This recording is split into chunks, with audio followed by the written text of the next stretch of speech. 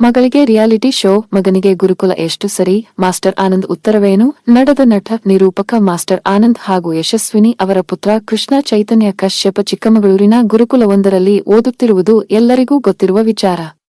ಇತ್ತ ಮಗಳು ವಂಶಿಕಾ ಅಂಜನಿ ಕಶ್ಯಪ ತನ್ನ ಓದಿನ ಜೊತೆಗೆ ನಟನೆ ಮತ್ತು ರಿಯಾಲಿಟಿ ಶೋನಲ್ಲಿ ಬ್ಯುಸಿಯಾಗಿದ್ದಾಳೆ. ಮಗಳನ್ನು ಮುಖ್ಯ ಭೂಮಿಕೆ ತಂದು ಮಗನನ್ನು ಗುರುಕುಲದಲ್ಲಿ ಬಿಟ್ಟು ಇರುವುದು ಎಷ್ಟು ಸರಿ? ಮಗನಿಗೆ ಗುರುಕುಲ, ಮಗಳಿಗೆ ರಿಯಾಲಿಟಿ ಶೋ.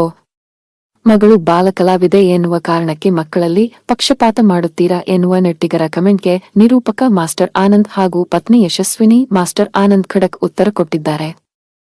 ಮಗನನ್ನು ಬಿಟ್ಟಿರುವುದು ಎಷ್ಟು ಕಷ್ಟ ಎನ್ನುವುದರ ಬಗ್ಗೆ ಮೊದಲು ಯಶಸ್ವಿನಿ ಮಾಸ್ಟರ್ ಆನಂದ್ ಮಾತನಾಡಿದ್ದು, ಅವನನ್ನು ಅಲ್ಲಿಗೆ ಸೇರಿಸಿದರೆ ಏನೋ ಒಂದು ಕಲಿಯುತ್ತಾನೆ ಎನ್ನುವುದು ಗೊತ್ತಿತ್ತು.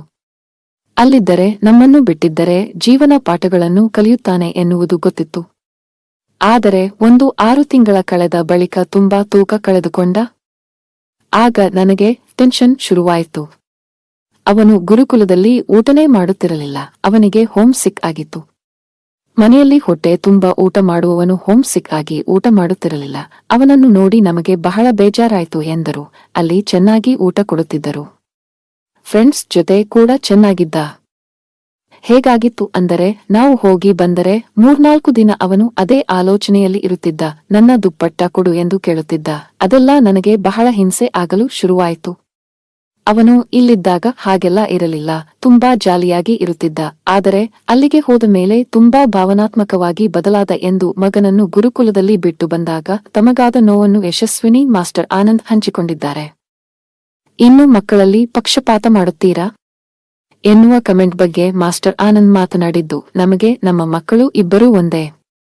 ಇವಳು ಟಿವಿ ಸಿನಿಮಾದಲ್ಲಿ ಮಾಡಿದ ಕೂಡಲೇ ಇವಳನ್ನು ಜಾಸ್ತಿ ಪ್ರೀತಿ ಮಾಡಲು ಹೇಗೆ ಸಾಧ್ಯ? ಈ ರೀತಿ ಕಮೆಂಟ್ ಮಾಡಲು ನೀವು ನಮ್ಮ ಮನೆಯಲ್ಲಿ ಇದ್ದು ನೋಡಿದ್ದೀರಾ? ಅವನನ್ನು ನಾನು ಎಷ್ಟು ಪ್ರೀತಿ ಮಾಡುತ್ತೇನೆ, ಎಷ್ಟು ಮಿಸ್ ಮಾಡಿಕೊಳ್ಳುತ್ತೇನೆ ನನಗೆ ಗೊತ್ತು. ಅವನಲ್ಲಿ ಎಷ್ಟು ಒಳ್ಳೆ ಗುಣಗಳು ಇದೆ.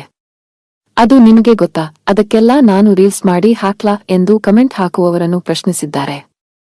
ಇನ್ನು ಅವನು ಎಷ್ಟು ಯೋಚನೆ ಮಾಡುತ್ತಾನೆ ಎಂದರೆ, ಕೆಲವೊಂದು ವಿಚಾರಕ್ಕೆ ನಮಗೆ ತಿಳಿ ಹೇಳುತ್ತಾನೆ.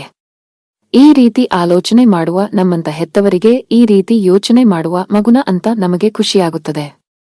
ಅವನಲ್ಲೂ ಒಳ್ಳೆ ವಿಚಾರಗಳು ಸಾಕಷ್ಟಿದೆ. ಅವನು ಚಿಕ್ಕ ವಯಸ್ಸಿನಲ್ಲಿ ಸಿನಿಮಾ ರಿಯಾಲಿಟಿ ಶೋ ಮಾಡಿದ್ದಾನೆ. ಪ್ರಪಂಚ ಅದರ ಅಳತೆಯಂತೆ ಎಲ್ಲರನ್ನೂ ನೋಡುತ್ತದೆ ಎಂದು ಮಾಸ್ಟರ್ ಆನಂದ್ ಸಂದರ್ಶನದಲ್ಲಿ ಹೇಳಿದ್ದಾರೆ.